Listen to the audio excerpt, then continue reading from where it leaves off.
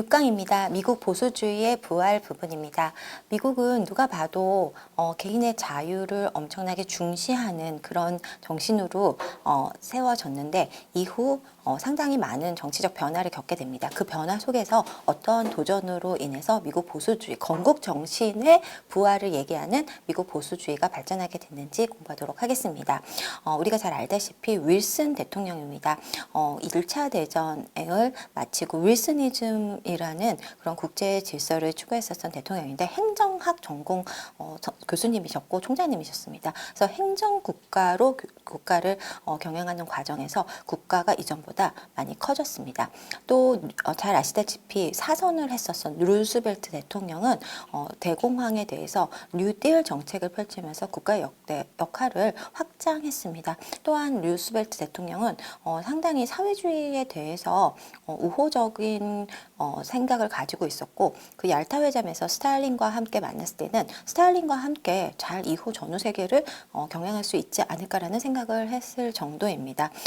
즉 이때 그 양차 대전을 치르면서 국가의 재정이 커지고 국가의 역할도 커지고 이런 일련의 민주당 대통령을 겪으면서 미국 사회가 상당히 이전과는 많은 변화를 겪었습니다. 이후로도 역시 민주당 전성 시기를 겪었습니다.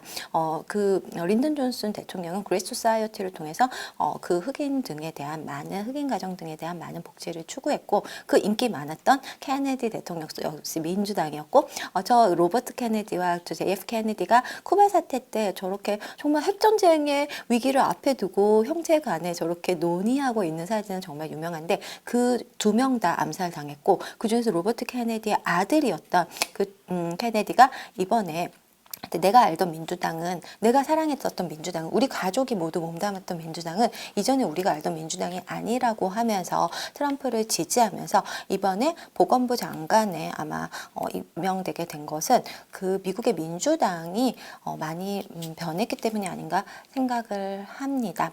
어쨌든 이 시기에 이런 정부가 커지고 정부의 역할이 확장되고 그러는 경향에 대해서 가장 먼저 반발했었던 것은 경제인 단체들이었습니다. Foundation for Economic Education 이분들이 한마디로 우리가 기업을 해야 되는데 이렇게 큰 정부로 가는 것은 민간의 활력과 효율을 규제하고 또 억누른다는 문제의식에 의해서 자유주의적 그 경제학자들의 책을 번역하고 소개하고 특별히 그 당시에 자유주의 경제학을 주창했었던 오스트리아 학파들의 그런 책을 번역하면서 그 일을 시작했습니다. 이후에 정말 유명한 한 남자가 또 나타납니다.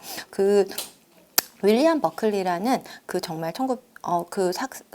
학생으로서 그는 젊은 나이에 예일대를 다니면서 정말 깜짝 놀라게 된 거죠. 그 하버드와 함께 예일대도 목사님을 양성하기 위해서 만들어진 대학이었는데 그가 다녔던 예일이 그렇지 않았다는 겁니다. 경제학과는 막시스트들이 신학과는 무신론자들이 강의하는 모습을 보면서 상당한 문제의식을 느꼈고 God and Man at 예일을 쓰면서 그 학교들이 또는 대학들이 그 건국 정신과 그 취지를 이뤄가면서 세속화되는 것 등에 대해서 문제의식을 제기했습니다. 이후에 그때 버클리는 아직 컨서버티브라는 단어를 쓰지 않았지만 이후에 러셀 컬크가 1953년에 The Conservative Mind라는 책을 쓰면서 컨서버티브라는 단어를 본격적으로 사용했고 그리고 이후에 그 보수주의가 정치 철학으로 완전히 자리 잡게 되었습니다. 그리고 1955년에 윌리엄 버클리의 주도로 내셔널 리뷰라는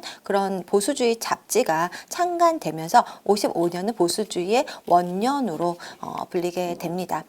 특히 미국의 보수주의는 이 윌리엄 버클리가 이끌었던 파이어링 라인 같은 그런 토크쇼를 통해서 정말로 그 당시에 유명한 보수주의자들을 초대해서 대담을 이끌면서 정말 보수주의 정치 철학이 어떤 것인지 또 어떠한 의미와 강점을 가지고 있는지를 대중적으로도 많이 설파했고 소개했고 또 헤리티지 파운데이션은 지금까지도 미국에서 가장 대표적인 그 자유와 시장 자유 그리고 국방 강화 등을 강조하는 주요한 연구센터입니다.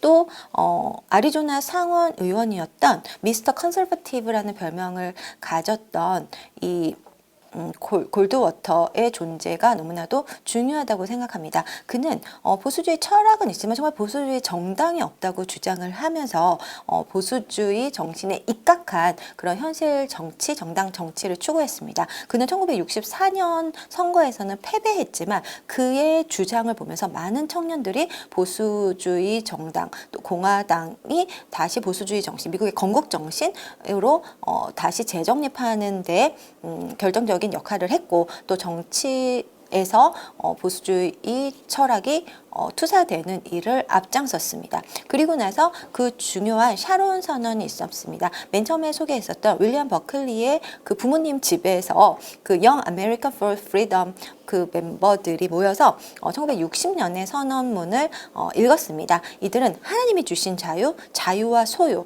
작은 정부, 헌정주의, 시장 경제의 중요성, 즉 국가가 확대되면은 개인의 도덕과 힘이 약화된다는 것이죠. 또 국방 강화, 왜 국방을 강화해야 되냐? 역사적으로 자유가 지켜진다는 건 상당히 레어한 일이라는 겁니다. 그렇기 때문에 자유를 지키는 미국의 국방이 중요하다는 취지에서 이 보수주의자들은 늘 국방을 중요하게 생각합니다. 그리고 공산주의, 국제 공산주의에 대해서 강력한 태도를 취했습니다. 이때는 약간 데탕트의 분위기가 있었던 시기지만은 이때 샤론 선언의 청년들은 공산주의는 공존해야 될 대상이 아니라 우리가 승리하고 이기고 디피트해야 되는 대상이다.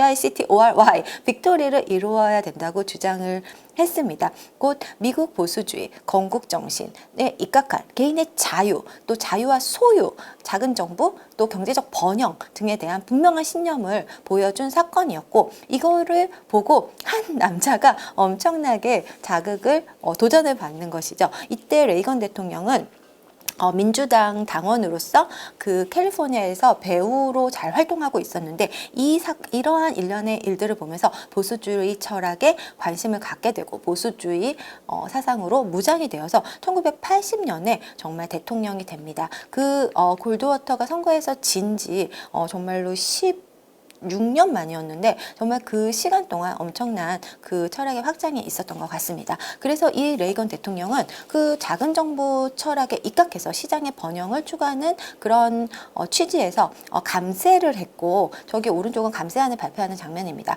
그리고 감세를 했을 때 세금은 세율은 적어줬지만은 경기가 활성화되면서 더 세수가 늘어나면서 미국이 아주 많은 잡이 생겨나고 산업이 부흥하고 경제가 좋아지고 세수가 늘어나면서 결국에는 그 돈으로 막강하게 또 국방력을 키워서 당시 정말 소련을 끝까지 압박하고, 소련은 그 개인의 자유와 존엄과 인권을 억압한다는 점에서 Evil Empire라고 선언하면서 미국인의 그 냉전이 그 현상 유지로 가는 그 현상에 대한 문제의식, 이건 아니지, 이거는 이 공산처에서 고생하는 사람들 생각해야 되지라는 그 미국인의 unalienable life, 천부 인권에 대한 그런 건국 정신을 다시 도전하면서 결국에는 냉전 종식이라는 엄청난 일을 이루어냈습니다.